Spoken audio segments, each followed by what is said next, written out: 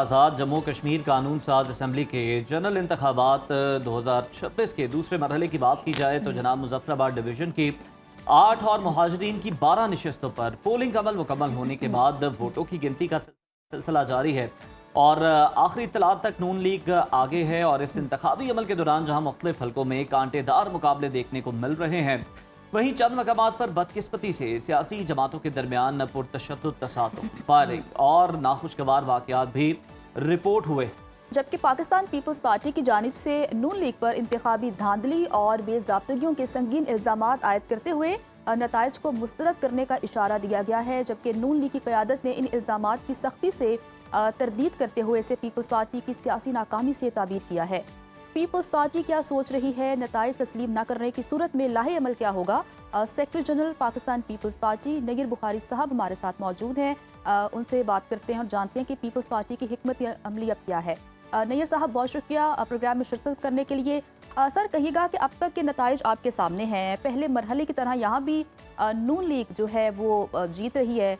दूसरी जानिब आपकी जमात लीग के संगीन इल्ज़ामात आयद किए हैं। नून लीग सवाल कर रही है कि हुकूमत भी आपकी, फिर धांधली कर कौन रहा है? शुक्रिया। गुजारिश है कि हुकूमत ये आप देखें, ये जो नॉर्मल प्रैक्टिस भी है और ट्रेडिशन भी है, जब इलेक्शन अनाउंस हो जाए, शेड्यूल अनाउंस हो जाए, तो जो कैबिनेट होती है वो डे टू डे अफेयर्स के लिए होती है। एग्जीक्यूटिव अथॉरिटी तो फिर उनके पास रहती नहीं है।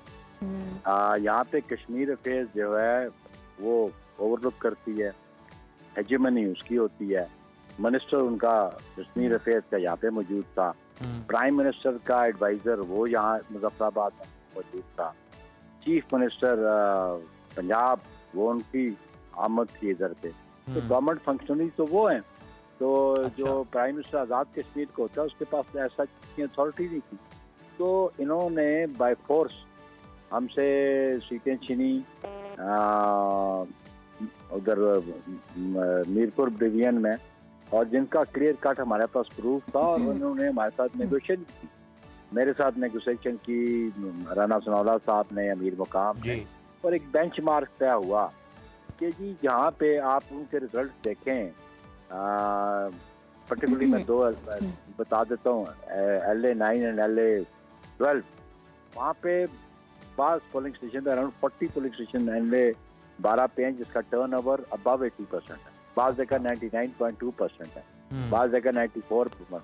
तो ये तो नेचुरल नहीं है, ये तो अननेचुरल लगता है, ये इलॉजिकल लगता है। इतना टर्न ओवर सारी दुनिया में किसी पोलिंग स्टेशन पे इतना नहीं होता। पाकिस्तान में टर्न ओवर की मैक्सिमम रेशियो है, that is around 54-55% maximum, otherwise it is. तो बाकी हल्कों में तो धांधली तो उन्होंने की, इस पे हमसे बातचीत की, फिर वो हम बातचीत से वो भाग गए। यहाँ पे भी जो मुजफ्फराबाद में फेज 2 में था, एक पोलिंग एक कॉन्स्टिट्यूंसी को वैसे उड़ा दिया कि ये इलेक्शन नहीं हो सकते, बारिश हो गई, रास्ता बंद हो गया। तो ये बड़ा लेम सा एक्सक्यूज है, बड़ा वीक सा एक्सक्यूज।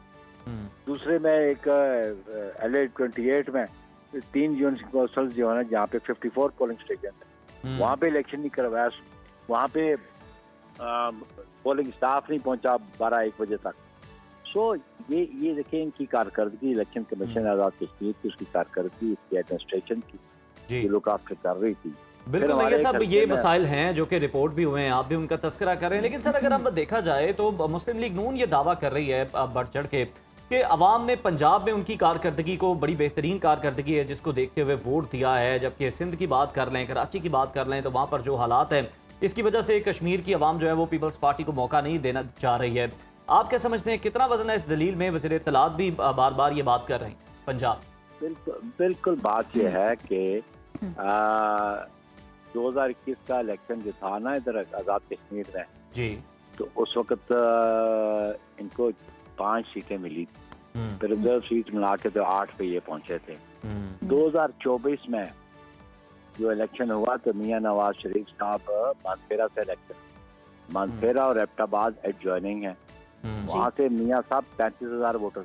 इनका कल्चर एक, इनकी लैंग्वेज एक, इनकी जुबान एक है, ये मानसेरा और मुजफ्फराबाद, तो पूरी तरह इनको नाकामी वहाँ से मिली। तो ये जो पंजाब की कारकर्दगी है ना, जो रिफ्यूजीज की सीट का था, वो तो प्रॉब्लम ही राणा साहब ने क्रिएट किया। क्योंकि हम तो घर से हमारी तो काउंटिंग ही 11 सीटों से शुरू होती है। तो वो आप रिजल्ट आप देख लेना जो पंजाब में हुए हैं, पंजाब में कोई और जमात जीत सकी है। और इनको अंदाजा लगाना चाहिए था कि वो जो एक्शन कमेटी वाले मुतालबा करते हैं इनकी सीटों को ख़त्म करो, तो वो इसलिए करते हैं कि जो ओरिजिनल लोग हैं आज़ाद कश्मीर के, वो जो हैं उनका जो टर्नओवर होता है, जो उनका रिजल्ट होता है, अल्टीमेटली गवर्नमेंट फॉर्मेशन में ये 10 सीटें जो हैं अफेक्ट करती हैं। जो इसलिए, लेकिन हम समझते हैं कि रेफ्यूजीज भी जो उन्होंने कुर्बानी दी, वो पाकिस्तान में आके सेटल हुए, अपना घर बार छोड़ के आए, उनकी रिप्रेजेंटेशन बनती है। उसका कोई फार्मूला निकाला जा सकता था कि उनकी, आप देखें ना, ये देख लें आप, उधर 1200 वोटें लेके तो बंदा MLA बन रहा है, 1300 वोटें लेके ये आप रिजल्ट निकाल के देख रहे रेफ्यूजी सीट का। हमारा जो कैंडिडेट जीता है KPK वाली सीट पे, उसने 4000 वोट लिए हैं। बाकी नून के कैंडिडेट्स के आप रिजल्ट देख लेंगे, जो रेफ्यूजीज की सीटें हैं कितने कितने वोटों पे, पर्टिकुलरली जो वैली की सीटें हैं उसमें रिजल्ट देखे सैकड़ों लेके। बिल्कुल सर, आप सही कह रहे हैं।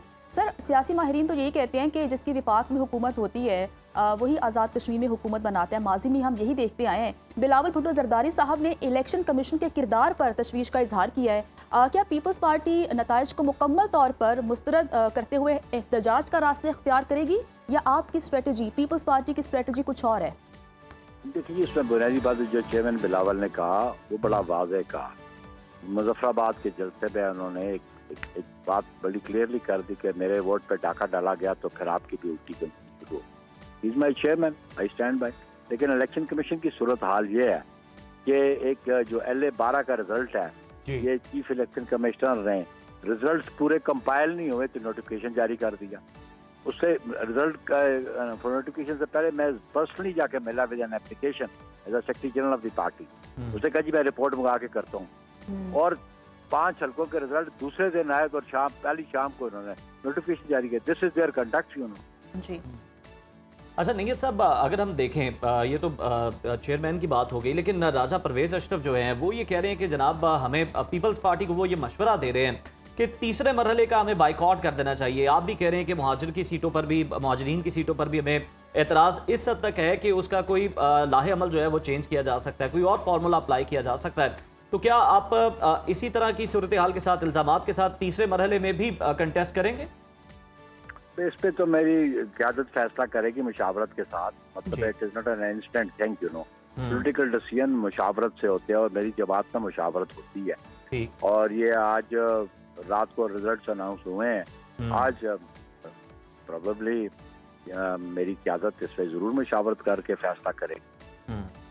अच्छा नैयत साहब, ये भी कमेंट कर दें कि हमने देखा कि पहले मरहले के जब नताइज आए, बिलावल साहब जो हैं जिस तरह के उन्होंने बयानात दिए, लग रहा था कि वो इस मामले में खासे जो हैं वो एग्रेसिव हैं, होना भी चाहिए अगर उन्हें लगता है कि उनके वोट जो हैं वो कहीं और चले गए हैं। तो अब अगर हम देखें तो ये जो मसला आज़ाद कश्मीर से खड़ा हुआ इलेक्शन से, विफाक में जो अलायंस है उस पर भी असरअंदाज हो सकता है अगर मुतालिबात ना माने गए?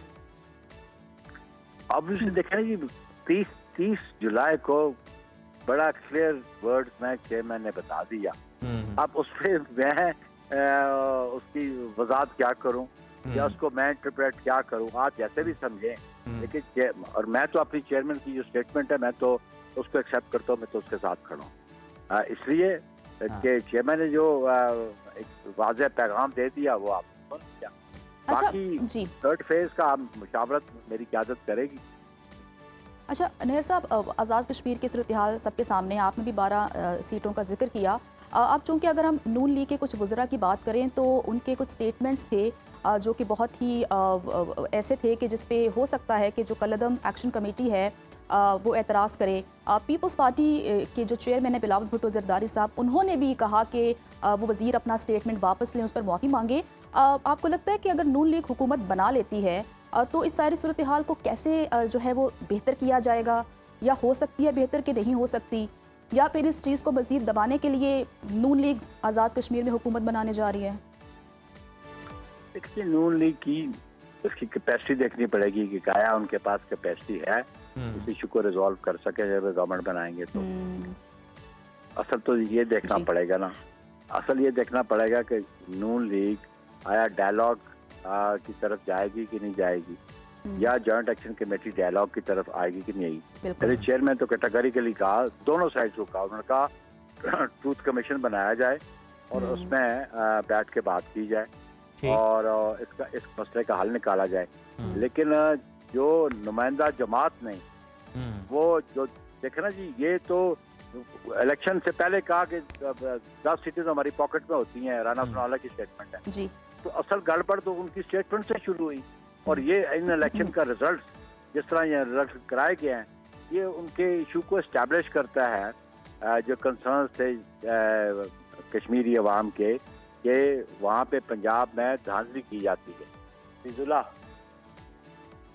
जी सर, ठीक है। अब देखना ये कि जो चेयरमैन है पीपल्स पार्टी बिलावल भुट्टो जरदारी वो क्या हिकमत अमली अपनाते हैं। नैयर बुखारी साहब हमारे साथ थे, बहुत शुक्रिया वक्त देने के लिए।